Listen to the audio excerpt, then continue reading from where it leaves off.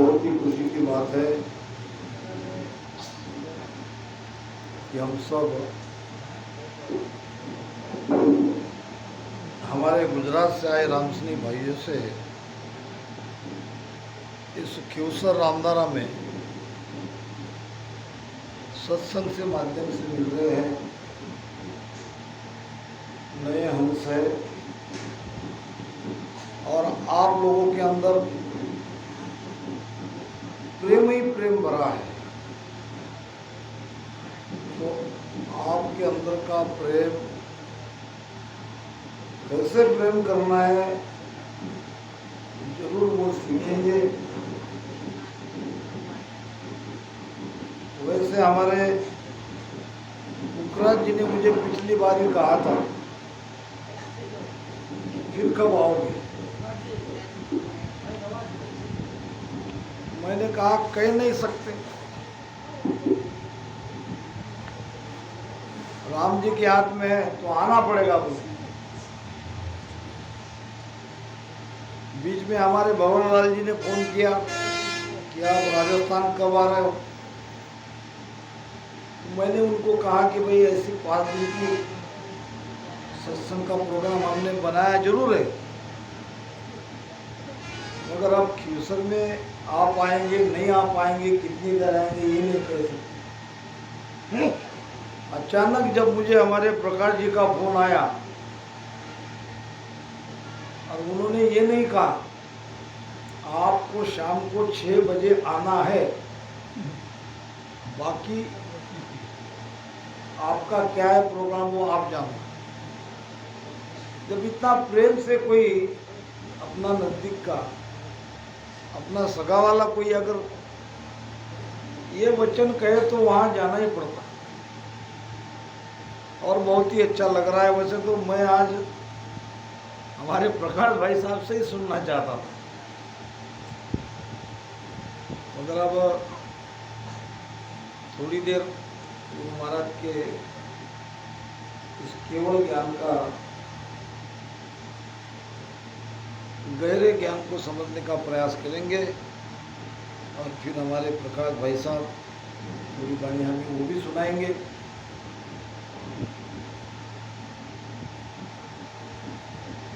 बाणी केणी सेल है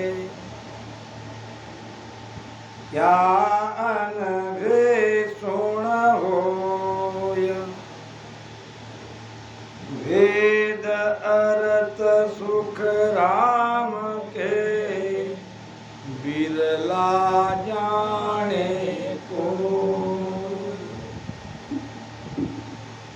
बहुत ही लाजवाब ज्ञान गुरु महाराज का है। एक हमारे जैसे पर प्रहार है, जैसे तारो देश है वैसी दारो साख, और ऊंची सु सुखराम कहे क्या ले से तू भाग। जैसे तारो देश है का मतलब क्या, जहां तक पहुंच है निरंतर के साथ ध्यान की यात्रा जहां तक हुई है वहां तक का ज्ञान बताना चाहिए। त्रिकुटी पहुंचे नहीं, 10वें द्वार की बाहर की बात करेंगे, निर्णय नहीं हो पाएगा, उसका खुलासा पूरी तरह नहीं कर सकता है। जैसा कि एक छोटी सी बात, एक वाक्य प्रमाण याद आ गया। एक स्कूल में गणित के मास्टर एक परीक्षा ले रहे थे और परीक्षा ये था कि वहीं के वहीं प्रश्न पूछना, वहीं के वहीं उत्तर देना।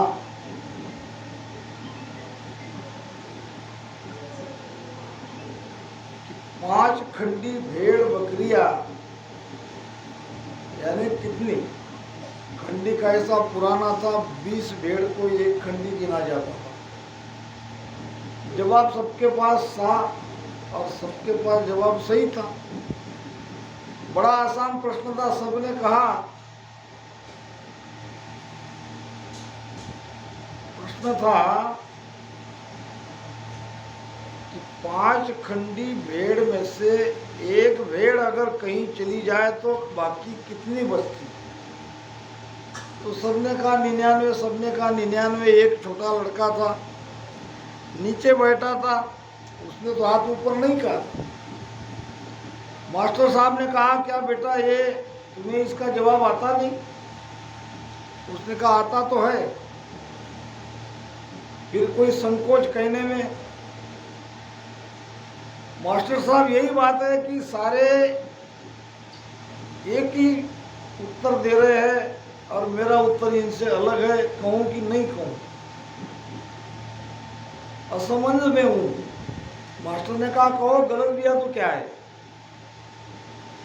अब वो भेड़ बकरी चराने वाला का लड़का था, उसने कहा 5 खंडी भेड़ में अगर एक चली गई तो 0 रहती है, 0 रहती है।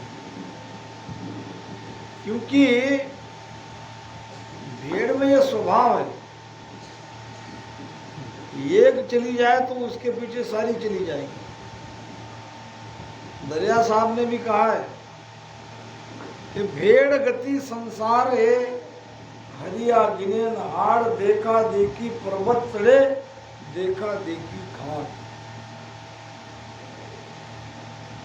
तो ये अनुभव का गणित और पढ़ा हुआ गणित, समझा हुआ गणित, इसमें बहुत अंतर है।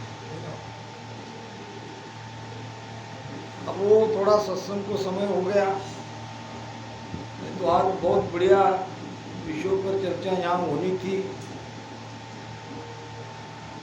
चलो जो समय मिला, जैसा मिला, आज पूरा भेद आपके सामने रखने वाला था, प्रारंभ से लेकर अंत तक। किसको कहते हैं 10वां द्वार खोल के बाहर निकलना? श्रुति क्या है, शब्द क्या है, यहीं से प्रारंभ करके तो चलो महाराज जैसा आदेश देंगे वैसी मुख से वो वाणी निकलेगी। तो वाणी पढ़ के कहना सहज है, आसान है, पढ़ना में कोई विशेषता नहीं है। ध्यान का अपना स्वयं का अनुभव कहना ये भी कोई विशेष नहीं है। विशेष क्या है? भेद अर्थ सुखराम कहे बिरला जाने को, वाणी के पीछे छिपे गहरे रहस्य को खुला करना, ये बड़ा कठिन है। किस भाव से महाराज ने वो वाणी उस समय लिखी है, उस भाव को पकड़ना और वो समझा के देना, और वो भी ऐसे हमारे ख्यूसर जैसे बड़े बड़े ज्ञानियों से। ये कोई साधारण नहीं है जो मेरे आजू बाजू बैठे। फुकरा जी के पटके में मत जाओ, बहुत ही ज्ञान से भरे हैं। एक बार वाणी शुरू हो गई तो देखने का काम नहीं। और हमारे प्रकार के भाई साहब को तो क्या कहूँ, जब आप सुनोगे तभी पता चले।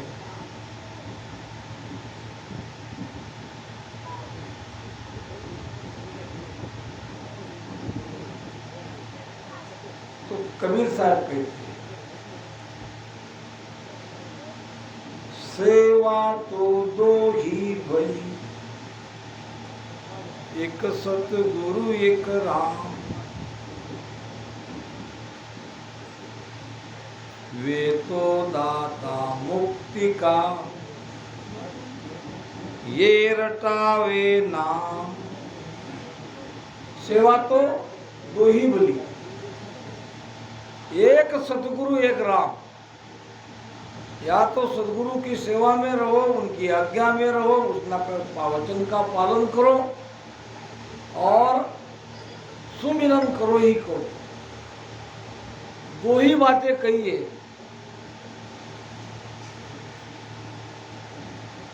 वे तो दाता मुक्ति का,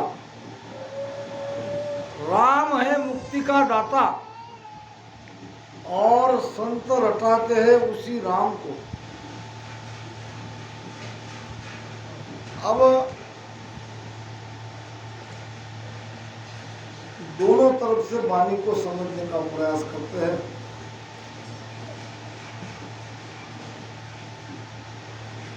आत्मसार ग्रंथ में गुरु महाराज ने कहा है, और गुरु महाराज ने क्या सारे संतों का मतलब यही है कि आत्मा में परमात्मा दर्शादीन दया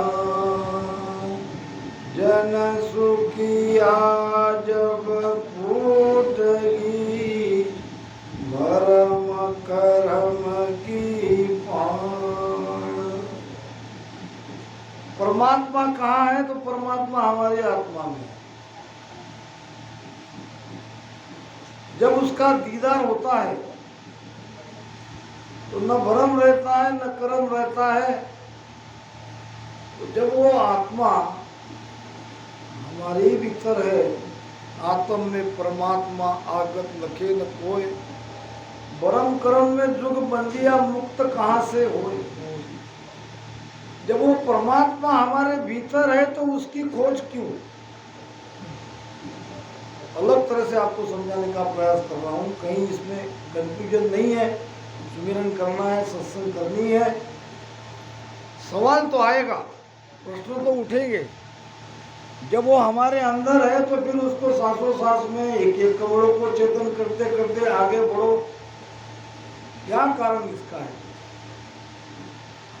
अगर वस्तु कहीं दूर थी तो उसको खोज करने के लिए जाना पड़ेगा। वस्तु भीतर है, फिर ये हम क्यों कर रहे हैं और संतों का क्या आशय है ये करा नहीं।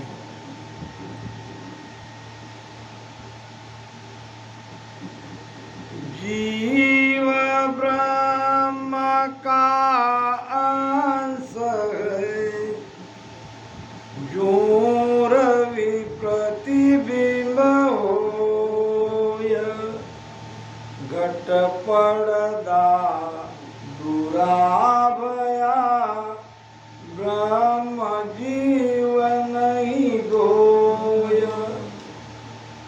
पहुंचा पहुंचा एक मत। किसी संतों की वाणी आप ले लो, बात आएगी वही। तो परमात्मा प्राप्ति के लिए भजन सुमिरन करने की आवश्यकता बिल्कुल नहीं, और करोगे भी तो करने से कराने से वो मिलने वाला नहीं। फिर भजन सुमिरन क्यों? भजन सुमिरन इसलिए बीच में पर्दा है, परमात्मा के हमारे बीच में पर्दा है, वरम का, कर्म का, मन का, अहंकार का। ये पर्दा हटाने के लिए सुमिरन करना पड़ता है। सुमिरन जब तक नहीं करेंगे, मन के अंदर का विकार जब तक नहीं हटेगा, परमात्मा मिला हुआ है, हमारे पास है, फिर भी उसे पहचानना बड़ा कठिन है भ्रम के कारण। तो सुमिरन का कारण परमात्मा को पाना बिल्कुल नहीं है।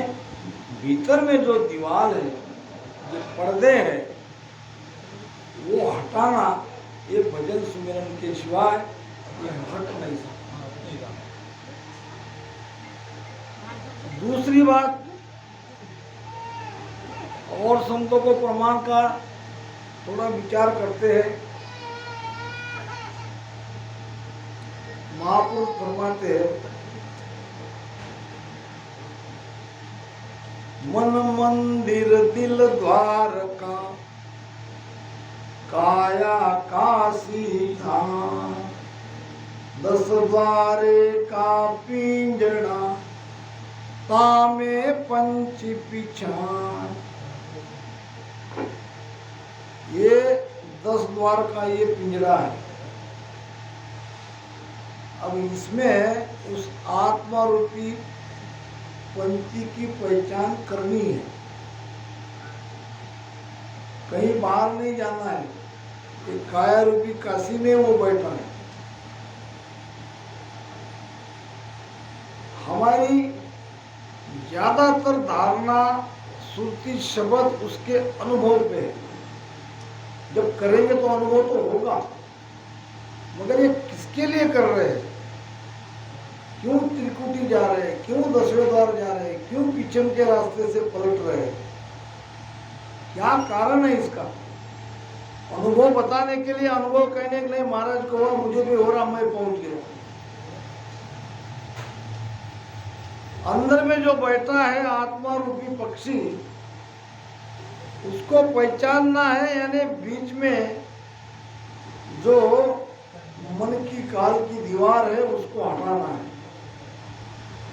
अगर ये दीवार हट नहीं रही है, तुम्हारा अनुभव, तुम्हारा भजन करना मुझे ऊपर धुन सुनाई दे रही है, बेकार। गुरु महाराज कहते हैं पायो पायो कहत है कियो कछु न जाए तबलक सुन सुखराम के किस विध मानो आए। कहते तो सब है, मुझे मिल गया, मुझे मिल गया, मुझे मिल गया, मगर उसका बखान नहीं कर रहे कैसे मिल गया, क्या ऐसा किया कि तुम्हें वो मिल गया।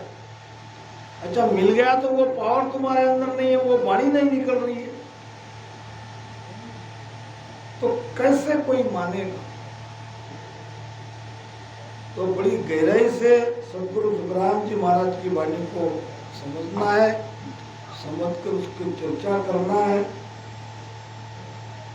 तो ये शब्द करता क्या है, शब्द जागरूक कैसे होता है, यहीं से ले लेंगे थोड़ा। तो सांसों सांस पे प्रेम से राम राम करना पड़ेगा, ये तो सबको पता है, सब कर ही रहे। इसमें विशेष बात यह है, एक है मन, एक है शरीर, एक है सुरती। ये तीन चीज हमारी, मन, शरीर और सुरती। सुरती नाम हमारा ध्यान जो संसार में है। मन काल का रूप है, स्वयं काल है, जिसको इस संसार का सुख चाहिए, और सुरती को भी वो अपने पीछे ले जा रहा है, और हमारी सुरती मन के साथ संसार में लगी है। यहाँ तक की बात सब हम जानते हैं। अब इनको पलटाना है, जो बाहर है उसको भीतर लाना है, उसके लिए चाहिए शब्द। बिना शब्द के ये सुरती मन का साथ नहीं छोड़ सकती। सूरत फंसी संसार में ताते रह गए दूर, सुरती बांध स्थिर करो आपको। अब सुरती को बांधना है, सुरती को स्थिर करना है। अब शब्द आ गया सदगुरु से। जब तक सत्शब्द निरंतर कुदरत कला नहीं जगती, तब तक राम नाम ही सत्शब्द है। ये विश्वास करके भजन सुमिरन करना है। अब शब्द के साथ हम हमारा ध्यान लगा रहे हैं, मगर मन लगने नहीं देता, और सुरती कमजोर है, क्योंकि अभी निरंतर कुदरत कला जगी नहीं है। तो मन तो सुरती को वापस संसार में लाने की कोशिश करेगा। उसके लिए सभी ये पिछम मार्ग के ध्यानियों के लिए मैं हाथ जोड़ के प्रार्थना करता हूँ। बड़ा सिंपल, बड़ा आसान है ये वेद, क्योंकि एक तो जिव्या से राम राम बंद नहीं होने देना है, और मन को श्वासा में लगा के रखना है, यानी देखते रहना है। कितनी श्वासा नीचे जाती है, कितनी ऊपर जाती है, कितनी नीचे जाती है, कितनी ऊपर जाती है। अब कहीं कहीं ऐसे कहा जाता है कि तुम 20-20 नाम लो, आप 20 नाम गिनते रहो। तुम उसमें गिनते रहोगे तो सूरत तो शब्द से अलग हो जाएगी, वो तो श्वासा में लग जाएगी। गिनने की आवश्यकता नहीं है, बस राम राम करते रहो, प्रेम से करते रहो। कितना होता है इसकी चिंता मत करो। श्वास में कितना हो रहा है, उच्छ्वास में कितना हो रहा है, इसकी आज जरूरत नहीं है कुदरत कला की। कुदरत कला के लिए प्रेम चाहिए और प्रेम से राम नाम का रटन करना है। जो हमारा काल है वो है मन, उसको अटकाना है। उसको अटका नहीं रहे है, भजन हो रहा है। बहुत जल्दी गुरु महाराज की सत्ता आपके घर में प्रकट होगी। ऐसे करोगे, मैंने हजारों प्रयोग किए। मैं यहाँ जिम्मेदारी से ऐसी जगह बैठा हूँ और यहाँ से मैं कह रहा हूँ, इसका तोड़ है। क्यों महाराज ये कहते हैं कि सुरती शब्द और मन मौन चारों को इकट्ठे करो। इसके बिना भजन बनेगा ही नहीं, ये योग होगा ही नहीं, वही साधन। अब इसमें और ज्यादा अगर मन तकलीफ देता है, भजन करने नहीं देता, उठाता है, वो तो उसका काम है, वो करेगा। उसके लिए ही आपके ध्यान को आपको यहाँ टिकाना है, नासाग्र पे। देख लो प्रयोग करके। अब ये तो हो गई प्रारंभ की बात। अब इससे आगे कई भजन चला गया है। अब आगे थोड़ा विचार करेंगे। शब्द जग गया, तो शब्द जग गया तो ये बात छिपी हुई नहीं रहती, ये प्रकट में हमको महसूस होती है, उसका प्रमाण मिलता है। तो शब्द के साथ आगे की यात्रा, विचम का रास्ता भी खुलता है और बंद भी लगता है, बंद भी खुलता है, त्रिकुटी भी जाते हैं। तो ये सब कुछ होते रहता है। जैसे जैसे भजन बढ़ेगा, सुरती शब्द के योग से ये सारी चीजें होगी। मगर एक चीज ध्यान में इसमें रखना है कि हमारे अंदर परिवर्तन हो रहा है कि नहीं हो रहा है। असली चीज तो संसार से वैराग आना है, संसार फीका लगना है। जो मन सच मान के बैठा है, उसमें हमारी सुरती को भी फंसा के रखा है। जैसे जैसे हमारी स्थिति बढ़ रही है, वैसे वैसे मन कमजोर होना ही चाहिए। अगर नहीं हो रहा है, कहीं गड़बड़ है। या तो आप समझ नहीं पाए ठीक। हम ज्यादा वो सुरती शब्द का दोनों श्वास का मिलान इसमें लगे रहते हैं। और मैंने उसको बिल्कुल आपको सीधे तरीके से बताया, आपको केवल मन को रोकना है। मन रुक जाएगा तो जहां मन है वहां सुरती है, मन भागेगा तो सुरती को ले जाएगा। और मन कहीं रुक नहीं सकता सिवाय सांस उसास के। सांस उसास में राम राम रटन लेने का मतलब ये है कि सांस उसास में आप देखते रहो और जिब्या से सुमिरन करते रहो। तो जब हम कहते हैं कि त्रिकुटी में ध्यान आ गया, तो हमारे भीतर में विचार उठने ही नहीं चाहिए। ध्यान की दो स्थितियां है, एक अनुभूति और दूसरा उसका हमारे मन पर, शरीर पर, हमारे जीवन पर उसका प्रभाव असर करता ही है। गूंगे को अगर गुड़ खिलाएंगे, वो कैसी स्वाद है वो नहीं बताएगा, मगर उसके चेहरे पे वो बात छिपी नहीं रहेगी कि इसको जरूर कुछ मिला है। तो जब त्रिकुटी में मन हमारा पूरी तरह से काबू में आ जाता है, काबू हमें आने का मतलब यही है कि अब विचार नहीं उठ रहे, विचार शून्य होते जा रहे हैं। अब शून्य की स्थिति में हम जा रहे हैं, आगे आगे शून्य का ही एरिया है। त्रिकुटी में ध्यान है, विचार जो के त्यों है, विषयों की पकड़ कम नहीं हुई है, भीतर में कोई आनंद नहीं है। ये कैसा ध्यान? अब महाराज के कुछ वचनों को समझेंगे।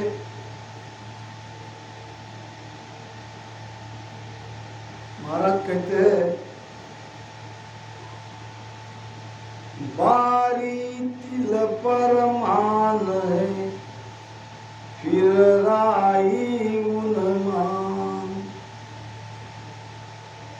ये 10वें द्वार की बारी यानी दरवाजा, ये कितना है, कितना बड़ा है, कितना छोटा है।